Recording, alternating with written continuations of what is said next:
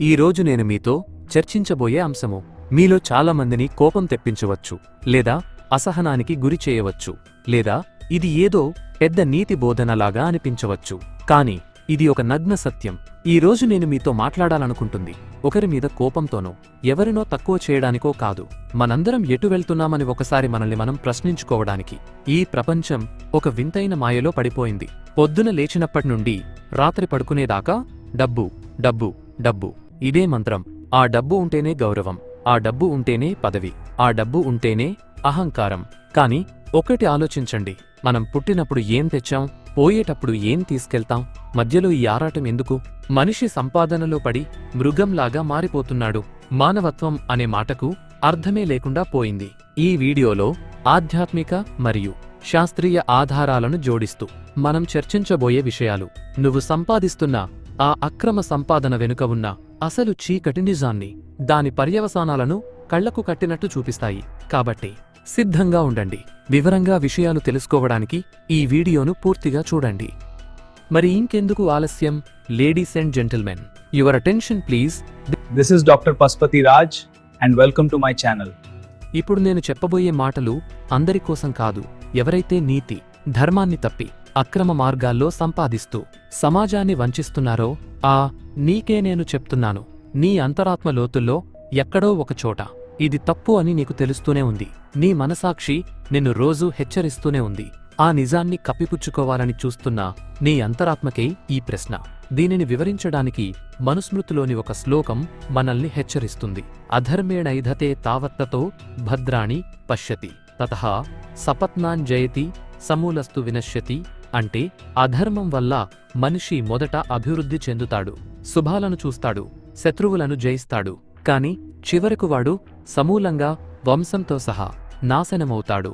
ఉదాహరణ, ఒక చెట్టుకు మొదట నీరు పోయకుండా విషం పోస్తే అది కాసేపు పచ్చగా ఉన్నట్టు అనిపించినా లోలోపల వేర్లు కుళ్ళిపోయి అకస్మాత్తుగా కూలిపోతుంది. అక్రమ సంపాదన కూడా అలాంటిదే. ఈ రోజు నేను మీతో మాట్లాడబోయే విషయాలు వినడానికి కొంచెం చేదుగా ఉండవచ్చు, కాని ఇవి పచ్చి నిజాలు. మనం ఒక వింతైన కాలంలో జీవిస్తున్నాం. దీన్నే కలికాలం అంటారో లేక మాయాలోకం అంటారో నాకు తెలియదు. కాని ఒక విషయం మాత్రం ఖచ్చితం, మనిషి తన ఉనికిని, తన మానవత్వాన్ని నెమ్మదిగా కోల్పోతున్నాడు. ఒక్కసారి మీ చుట్టూ ఉన్న ప్రపంచాన్ని చూడండి. అందరూ పరిగెడుతున్నారు. ఎక్కడికి, ఎందుకు, ఎవరికోసం అని అడిగితే ఎవరి దగ్గర సమాధానం లేదు. కాని అందరికీ డబ్బు కావాలి. డబ్బు సంపాదించడం తప్పు కాదు, కాని ఆ డబ్బు మీద ఆశతో మనిషి తనలోని మానవత్వాన్ని చంపుకోవడం అతిపెద్ద నేరం. ఈ ప్రపంచం ఒక పెద్ద మాయలో పడిపోయింది. ఆ మాయ పేరు డబ్బు, పదవి, అధికారం. ఈ మూడింటి కోసం మనిషి ఏ స్థాయికైనా దిగజారిపోతున్నాడు. విలువలు అమ్ముకుంటున్నాడు, బంధాలను తెంచుకుంటున్నాడు, చివరకు తన ఆత్మను కూడా తాకట్టు పెడుతున్నాడు. ఈ పరుగులో మనం ఏం సాధిస్తున్నామో తెలియదు, కాని ఏం కోల్పోతున్నామో మాత్రం స్పష్టంగా కనిపిస్తోంది. టెక్నాలజీ పెరుగుతోంది, కాని ఆ టెక్నాలజీ మనిషిని యంత్రంలా మారుస్తోంది. మనం సౌకర్యాలను కొంటున్నాం, అని సుఖాన్ని కోల్పోతున్నాం. సంపద పెరిగే కొద్దీ సంతోషం తగ్గుతున్నా ఈ వింత లోకంలో మనం బతుకుతున్నాం. శ్రీమద్ భాగవతం 12వ స్కందంలో కలికాలం గురించి ఇలా ఉంది. విత్తమేవ కలౌ నృణాం జన్మాచార గుణోదయః ధర్మన్యాయ వ్యవస్థాయాం కారణం బలమేవ హి. అంటే కలియుగంలో ఒక మనిషి పుట్టుక, ఆచారం, గుణాలు అన్నీ అతని దగ్గర ఉన్న డబ్బు బట్టే నిర్ణయించబడతాయి. ధర్మం, న్యాయం అనేవి కేవలం బలం, అధికారం ఉన్నవారి చేతుల్లోనే ఉంటాయి. ఉదాహరణ, ఈ రోజుల్లో మనిషి గుణం కంటే అతని బ్యాంక్ బ్యాలెన్స్కే గౌరవం దక్కుతోంది. నీతిగా బతికేవాడికంటే అడ్డదారిలో సంపాదించిన వాడికే సమాజంలో పెద్దపీట వేస్తున్నారు. ఇదే అసలైన మాయాలోకం. మృగంగా మారుతున్న మనిషి, మనిషికి జంతువుకు మధ్య ఉన్న అసలు తేడా ఏంటి? జంతువు ఆకలి వేస్తే వేటాడుతుంది, కడుపు నిండగానే వదిలేస్తుంది. దానికి రేపటి గురించి చింతలేదు, దాచుకోవాలనే దురాశ లేదు. కాని మనిషి తనకు కావలసిన దానికంటే 100 రెట్లు ఉన్నా ఇంకా కావాలని పక్కవాడి నోటికాడ ముద్దను లాక్కుంటున్నాడు.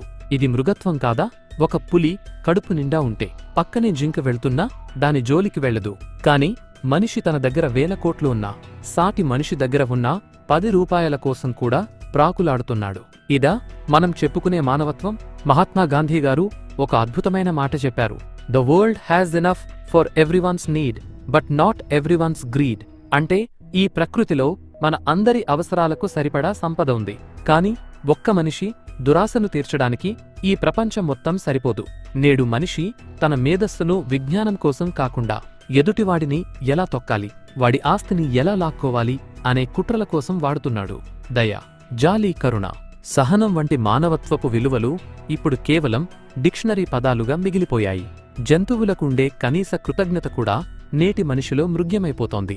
అభివృద్ధి పేరుతో మనం సృష్టించుకున్న ఈ టెక్నాలజీ మనిషిని మృగంగా మారుస్తుంటే ఆ టెక్నాలజీ మనకు అవసరమా? ఆదిమానవుడు సౌకర్యాలు లేకపోయినా ఎంతో స్వేచ్ఛగా, ధర్మంగా బతికాడేమో అనిపిస్తుంది. నిజమైన అభివృద్ధి అంటే భవనాలు, ఆస్తులు పెంచుకోవడం కాదు, మానవత్వాన్ని కాపాడుకోవడం. ఆధునికత పేరుతో మనం కోల్పోతున్న బంధాలు వెలకట్టలేనివి. ఈ ఉరుకుల పరుగుల యాంత్రిక ప్రపంచంలో ముసుగులు వేసుకుని బతుకుతున్నాం కాని నిజమైన సంతోషం ఎక్కడ దొరుకుతుంది? ఒక్కసారి ఆలోచించండి. నీతిశాస్త్రం ప్రకారం ఆహార, నిద్ర, భయ, మైథునం చ సామాన్యమేతత్ పశుభిర్నరాణాం ధర్మో హి తేషామధికో విశేషో ధర్మేణ హీనాః పశుభి సమానాః. అంటే ఆహారం, నిద్ర, భయం, సంతానం అనేవి మనుషులకు, జంతువులకు సమానం. కేవలం ధర్మం మాత్రమే మనిషిని జంతువు కంటే గొప్పవాడిగా చేస్తుంది. ధర్మం లేని మనిషి పశువుతో సమానం. ఉదాహరణ, పులి కడుపు నిండా ఉంటే పక్కనే జింక వెళ్తున్నా చంపదు. కాని మనిషి తన దగ్గర 1000 కోట్లు ఉన్నా ఇంకొకటి దగ్గర ఉన్న 10 రూపాయల కోసం కుట్రలు చేస్తున్నాడు. ఇది జంతువు కంటే హీనమైన స్థితి. భయపడుతున్న మనుషులు మరియు వ్యాపార ధోరణి మీరు గమనించారా? ఈ రోజుల్లో మనిషిని చూసి మనిషే భయపడే పరిస్థితి వచ్చింది. ఒకప్పుడు మనుషులు కలిస్తే ప్రేమలు, ఆత్మీయతలు ఉండేవి. ఇప్పుడు మనుషులు కలిస్తే వీడివల్ల నాకేం లాభం అనే వ్యాపార ధోరణి కనిపిస్తోంది. బంధుత్వాలు కూడా బ్యాంక్ బ్యాలెన్స్ చూసే ఏర్పడుతున్నాయి. నీ దగ్గర డబ్బు ఉంటేనే నీకు విలువ, నీ దగ్గర అధికారం ఉంటేనే నీకు మర్యాద. ఈ అల్పమైన గౌరవం కోసం మనం మన ఆత్మగౌరవాన్ని, మన ధర్మాన్ని తాకట్టు పెడుతున్నాం. ఒకరినొకరు నమ్మలేని స్థితిలో ఉన్నాం. స్నేహం వెనుక స్వార్థం, ప్రేమ వెనుక ప్రయోజనం, సహాయం వెనుక ప్రతిఫలం. ఇది నేటి సమాజ స్థితి. ఒకప్పుడు ఇరుగు పొరుగువారు ఒక కుటుంబంలా ఉండేవారు. నేడు పక్క ఇంట్లో మనిషి చనిపోయినా పట్టించుకోనంత బిజీగా మనం మారిపోయాం. టెక్నాలజీ పెరిగింది, జనరేషన్ మారింది అని మనం గొప్పలు చెప్పుకుంటున్నాం. కానీ ఈ టెక్నాలజీ వల్ల మనిషి మరింత సోమరిగా, మరింత స్వార్థపరుడిగా మారుతున్నాడు. ఫోన్లలో ఉన్న బంధాలు పెరిగాయి కాని పక్కన ఉన్న మనిషి బాధను పంచుకునే మనసు చనిపోయింది.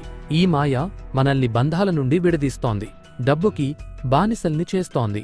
బంధాలు ఇప్పుడు కేవలం గివ్ అండ్ టేక్ పాలసీ మీద నడుస్తున్నాయి. ఆత్మీయతలు కేవలం ఫోటోలకు, సోషల్ మీడియా పోస్టులకే పరిమితమవుతున్నాయి.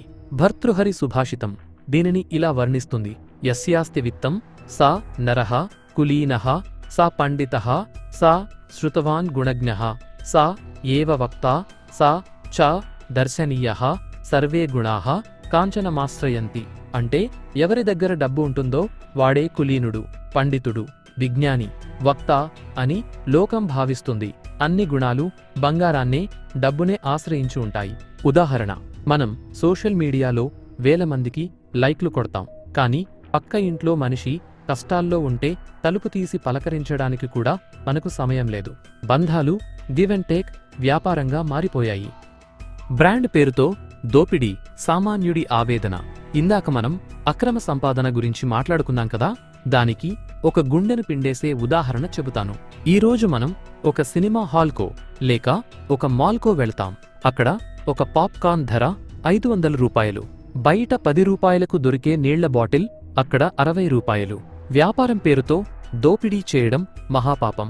ఒక కోటీశ్వరుడు వెళ్తే వాడు 500 కాదు కదా, 5000 అయినా పెడతాడు. కాని ఒక సామాన్య మధ్యతరగతి తండ్రి తన పిల్లల ముఖంలో సంతోషం చూడాలని కష్టపడి సంపాదించిన డబ్బుతో సినిమాకి వెళితే అక్కడున్న రేట్లు చూసి ఆ తండ్రి గుండె ఆగిపోతుంది. అవును, డబ్బు లేనివాడు ఎందుకు వచ్చాడు అని ప్రశ్నించేవారు ఉండవచ్చు.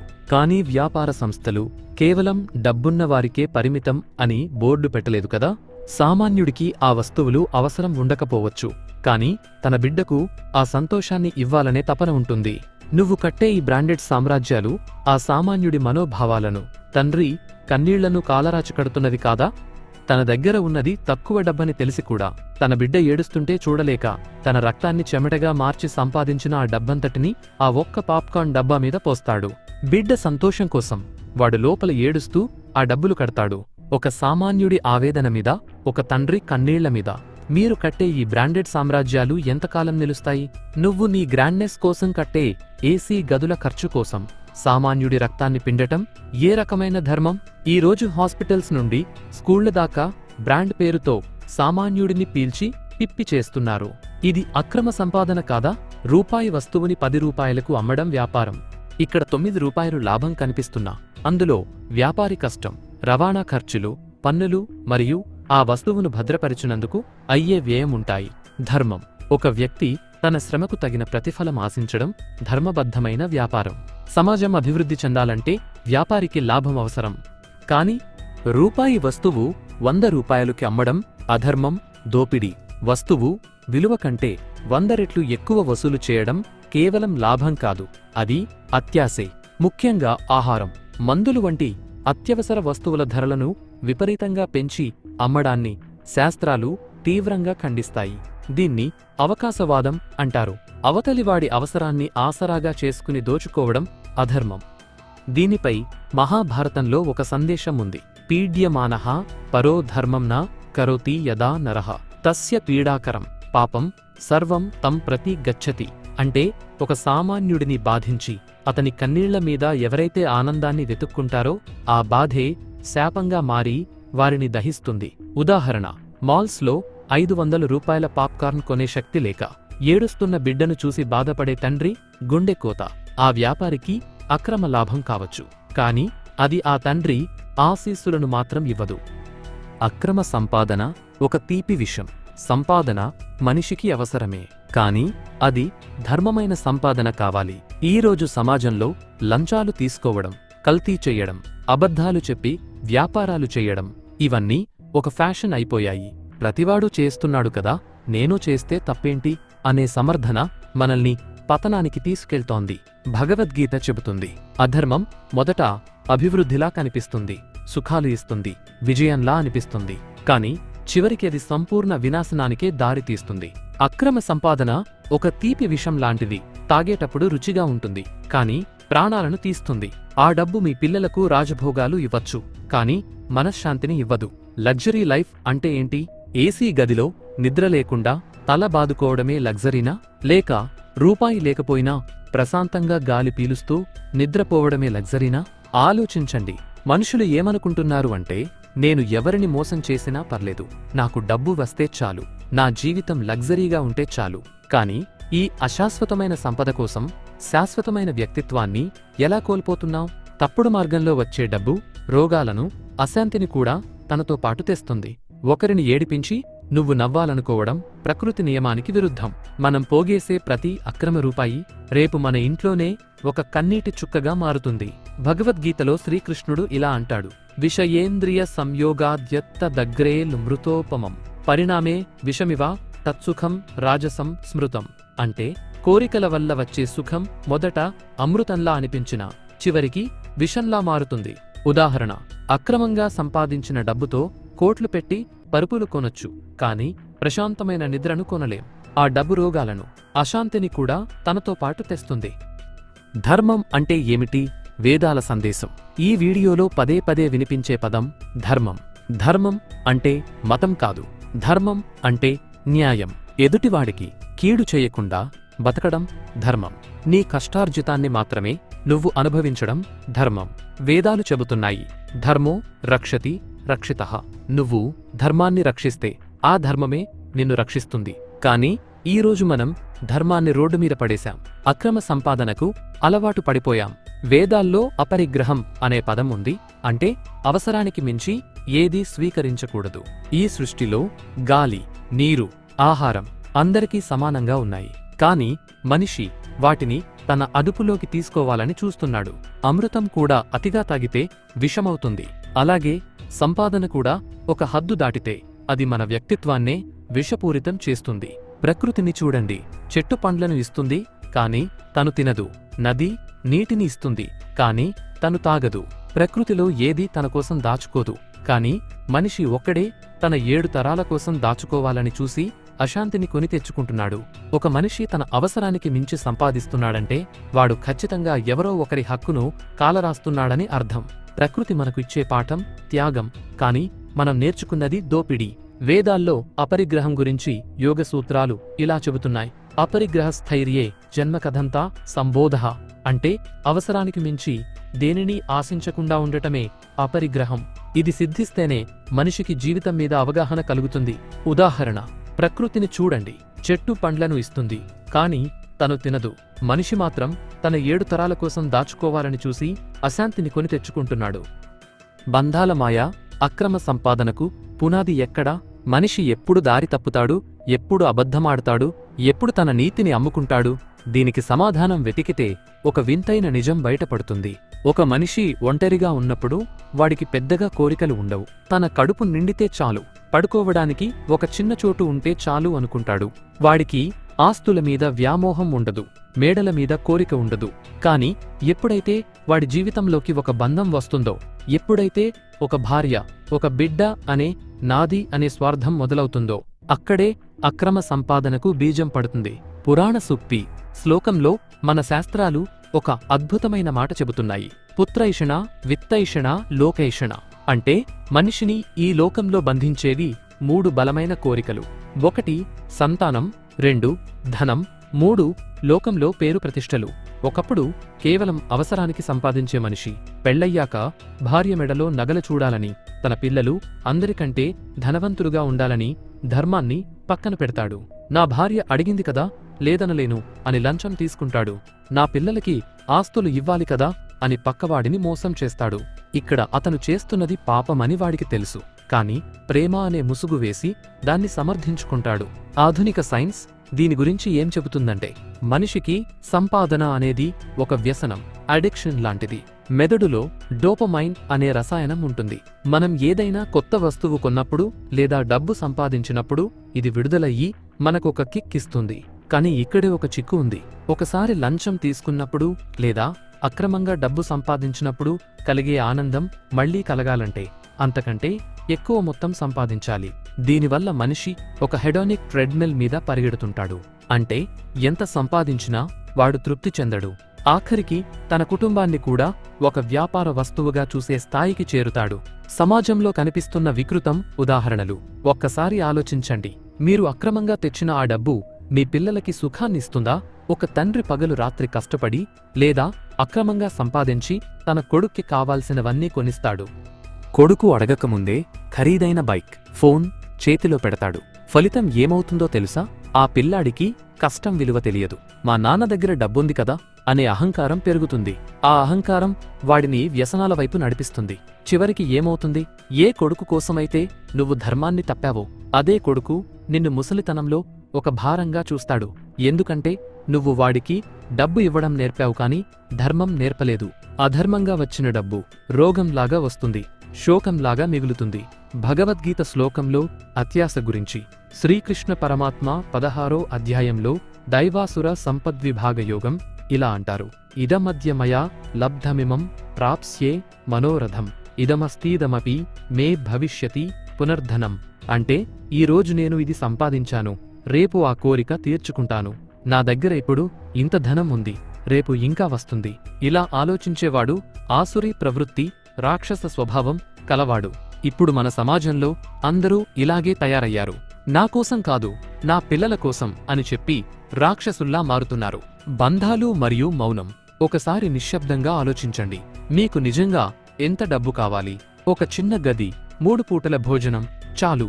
కాని మనిషి జన్మించిందంటే అభివృద్ధి తప్పనిసరి కదా. సమాజంలో అభివృద్ధి ఉండాలి, కాని పక్కవాడిని తొక్కేసి విలువలను దిగజార్చి సాధించే అభివృద్ధి మనకు అవసరమా? కోట్లు సంపాదించి మనశ్శాంతిని కోల్పోవడం నిజమైన అభివృద్ధి కాదు. మనం పిల్లలకివ్వాల్సింది ఆస్తిపాస్తులు కాదు, న్యాయంగా, ధర్మంగా ఎలా బతకాలి, తోటి మనుషులతో, ప్రకృతితో ఎలా మెలగాలి అనే గొప్ప వారసత్వం. పదవి వస్తుంది, వెళుతుంది, అధికారం శాశ్వతం కాదు. హిట్లర్ నుండి రాజుల దాకా ఎవ్వరూ ఏదీ పట్టుకుపోలేదు, కాని వాళ్లు మిగిల్చిన ధర్మం లేదా అధర్మం మాత్రం చరిత్రలో మిగిలిపోయింది. ఈ రోజు నువ్వు నీ అధికారాన్ని వాడుకుని ఒక పేదవాడిని ఇబ్బంది పెడితే అది నీ కర్మ అకౌంట్లో రాసిపెట్టబడుతుంది. ప్రకృతికి లంచం ఇవ్వలేవు. ఒక సుభాషితం దీనిని స్పష్టం చేస్తుంది. మృతా శరీరముత్సృజ్య కాష్ఠలోష్టసమం క్షితౌ విముఖా బాంధవా యాంతి ధర్మస్థమనుగచ్చతి. అర్థం: శరీరం మరణించిన తర్వాత బంధువులు, మిత్రులు శ్మశానం వరకు వచ్చి వెనక్కి తిరిగిపోతారు. కాని నువ్వు చేసిన ధర్మం మాత్రమే నీ వెంట వస్తుంది. నీ బంధువులు, మిత్రులు నీ డబ్బు కోసం నీతో ఉండవచ్చు, కాని నీ దుఃఖంలో నీ వెంట ఉండేది నీ మంచితనం మాత్రమే. నువ్వు నీ పిల్లలకి 10 కోట్లు ఇస్తే వాళ్లు దాన్ని 10 రోజుల్లో తగలెయ్యగలరు. కాని నువ్వు వాళ్లకి ధర్మం నేర్పిస్తే వాడు రూపాయి లేకపోయినా రాజసంతో బతుకుతాడు. గుర్తుంచుకో, నీ భార్య కోరికలు, నీ పిల్లల అవసరాలు నీ బాధ్యత, కాని అవి నీ పాపానికి సాకులు కాకూడదు. అక్రమంగా సంపాదించి భార్య మెడలో వేసిన హారం ఆమె మెడను అలంకరించదు, నీ వంశానికి ఉరితాడుగా మారుతుంది.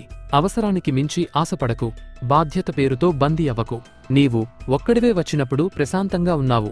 ఇన్ని బంధాలు వచ్చాక కూడా ప్రశాంతంగా ఉండటమే అసలైన యోగము. ఆలోచించండి. మానవత్వపు విలువలు మరియు నేటి అవసరం. మనం ఒక వింతైన మాయలో ఉన్నాం. మనకు ఏది అవసరమో దానిమీద శ్రద్ధ లేదు, ఏది అశాశ్వతమో దానికోసం ప్రాకులాడుతున్నాం. ఒకప్పుడు మనిషి అంటే దయకు మారుపేరు. ఈరోజు మనిషి అంటే స్వార్థానికి కేర్ ఆఫ్ అడ్రస్. ఎదుటివాడు ఆపదలో ఉంటే ఫోన్ తీసి వీడియో తీసే స్థాయికి దిగజారిపోయాం, కాని చేయి అందించి కాపాడే ఆలోచన రావడం లేదు. ఇది మాయ కాదా? సమాజం దృష్టిలో నువ్వు గొప్పవాడివి కావచ్చు, నీ దగ్గర 1000 కోట్లు ఉండొచ్చు, కాని నీ నీడ ముందు నువ్వు నేరస్తుడివి కాదా? నీ అంతరాత్మను నువ్వు ప్రశ్నించుకున్నప్పుడు నీకు సమాధానం దొరుకుతుందా? మనం సౌకర్యాల వెనుక పరుగెత్తుతూ సంస్కారాన్ని సమాధి చేస్తున్నాం. విద్యావంతులమని చెప్పుకుంటున్నాం, కాని విజ్ఞతను కోల్పోతున్నాం. చదువుకున్న అహంకారం మనిషిని మనిషిగా చూడనివ్వడం లేదు. ఈ ప్రపంచం ఒక పెద్ద రంగస్థలం. ఇక్కడ అందరం పాత్రధారులమే, కాని మనం పోషించే పాత్ర ధర్మబద్ధంగా ఉందా లేదా అన్నదే ముఖ్యం. తప్పులు సరిదిద్దుకోవడానికి ఇంకా సమయం మించిపోలేదు. ఇప్పటికైనా మేల్కొంటే మన మానవత్వాన్ని మనం కాపాడుకోవచ్చు. సంపద శాశ్వతం కాదు, కాని నువ్వు పంచిన ప్రేమ, చూపిన దయ సమాజంలో చిరంజీవిగా మిగిలిపోతాయి. చనిపోయిన తరువాత మనుషులు నిన్ను నీ బ్యాంక్ బ్యాలెన్స్తో గుర్తుపెట్టుకోరు, నువ్వు వారి జీవితాల్లో నింపిన వెలుగుతో గుర్తుపెట్టుకుంటారు. మనం నిర్మించుకున్న ఈ కృత్రిమ సామ్రాజ్యాల కంటే ఒక చిన్న సహాయం చేసే మనసు ఎంతో విలువైనది. భగవద్గీతలోని ఈ శ్లోకం మన బాధ్యతను గుర్తు చేస్తుంది. యద్యదాచరతి శ్రేష్ఠస్తత్తదేవేతరో జనః స యత్ప్రమాణం కురుతే లోకస్తదనువర్తతే. అర్థం: పెద్దలు, ప్రభావితం చేసే వ్యక్తులు ఏది చేస్తే సామాన్య ప్రజలు దాన్నే అనుసరిస్తారు.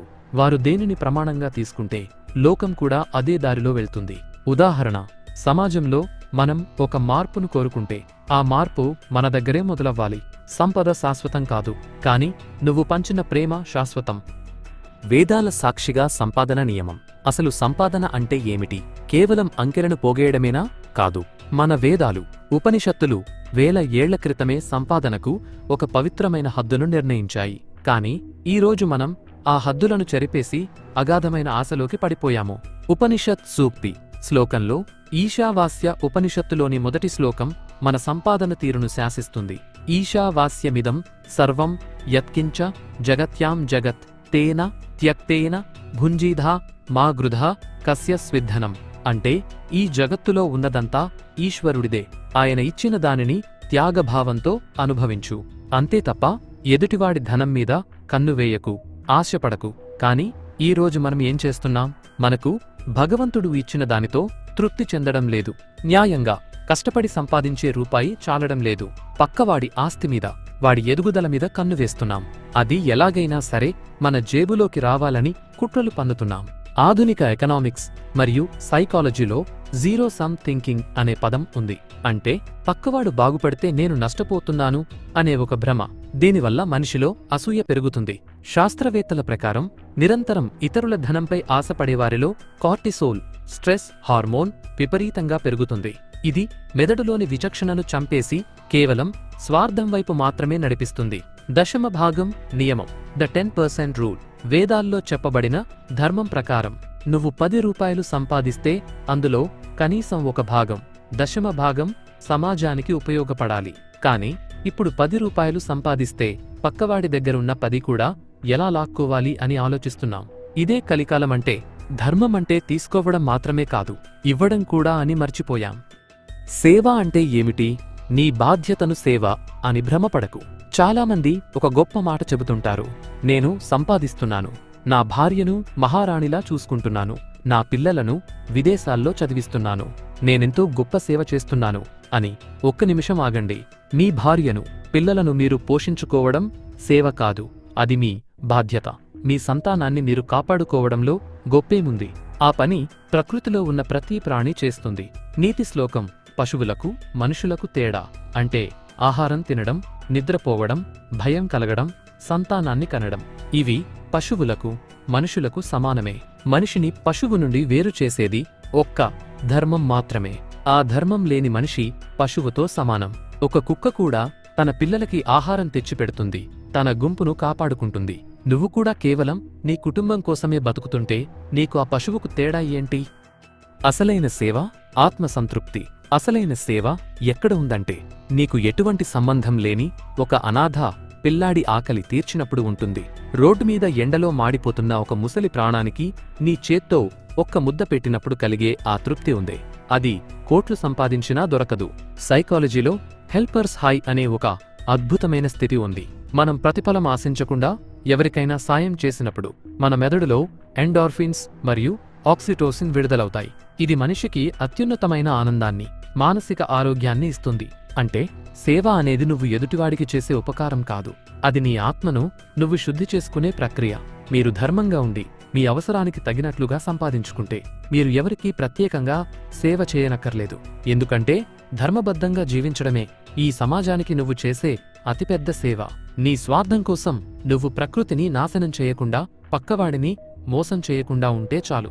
ఈ ప్రపంచం బాగుపడుతుంది. సంపాదనను బాధ్యతగా చేయి, సేవను తృప్తి కోసం చెయ్యి, అంతే తప్ప బాధ్యతను సేవ అని భ్రమపడకు. మేల్కో. ముగింపుగా నా విశ్లేషణలో నేను చెప్పేది ఒక్కటే. చివరగా ఒక్క మాట గుర్తుంచుకో, సంపాదన అనేది అవసరం, కాని అది నీ వ్యక్తిత్వాన్ని, నీ ధర్మాన్ని, నీ అంతరాత్మను బలి ఇచ్చి వచ్చేది కాకూడదు. అక్రమంగా నిర్మించుకున్న సామ్రాజ్యాలు ఎప్పుడైనా కూలిపోవాల్సిందే, కాని ధర్మం మీద నిలబడ్డ మనిషికి ఓటమి ఉండదు. నీ అంతరాత్మ చెప్పే మాట విను, ఇప్పటికైనా దారి మార్చుకో. ఎందుకంటే చివరకు మిగిలేది నీ సంపాదన కాదు, నువ్వు బతికిన విధానం మాత్రమే. ఈ వీడియోలో మనం చెప్పుకున్న విషయాలు నీలో చిన్న మార్పు అయినా తెచ్చాయంటే అదే ఈ సమాజానికి మనమిచ్చే గొప్ప బహుమతి. కాబట్టి మిత్రులారా, ఈ మాయా ప్రపంచంలో మీరు ఒక మృగంలాగా మారకండి.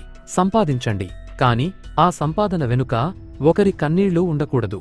ఎదగండి, కాని ఎదుటివాడిని తొక్కి కాదు. ఈ ప్రపంచం ఒక నాటక రంగం. మనకు ఇచ్చిన పాత్రను ధర్మంగా పోషించడమే మన బాధ్యత. ముందు ముందు మనం మాట్లాడుకోబోయే అంశాలు ఇంకా తీవ్రమైనవి. ఇప్పటివరకు మనం పురుషుల యొక్క అధర్మ సంపాదన గురించి, దానివల్ల కుటుంబంపై, సమాజంపై పడే దుష్ప్రభావాల గురించి చర్చించాము. అయితే ఈ నాణానికి మరొక కోణం కూడా ఉంది. నా రాబోయే వీడియోలో ఆడవారు అధర్మ సంపాదనకు ఎందుకు ప్రభావితమవుతున్నారు, వారి వల్ల కుటుంబ వ్యవస్థలో ఎలాంటి వికృత దృశ్యాలు చోటు చేసుకుంటున్నాయి, సమాజంపై దాని తీవ్రమైన పరిణామాలు ఏమిటి అనే విషయాలను మరియు వేదాలు చెప్పిన లోతైన రహస్యాలను వివరంగా విశ్లేషించబోతున్నాను. అంతవరకు ఒక్క ప్రశ్న మీతోనే పెట్టుకోండి. మీరు సంపాదిస్తున్నది మీ సుఖం కోసమా లేక మీ వినాశనం కోసమా? మేల్కోండి, మన ధర్మాన్ని మనమే కాపాడుకుందాం.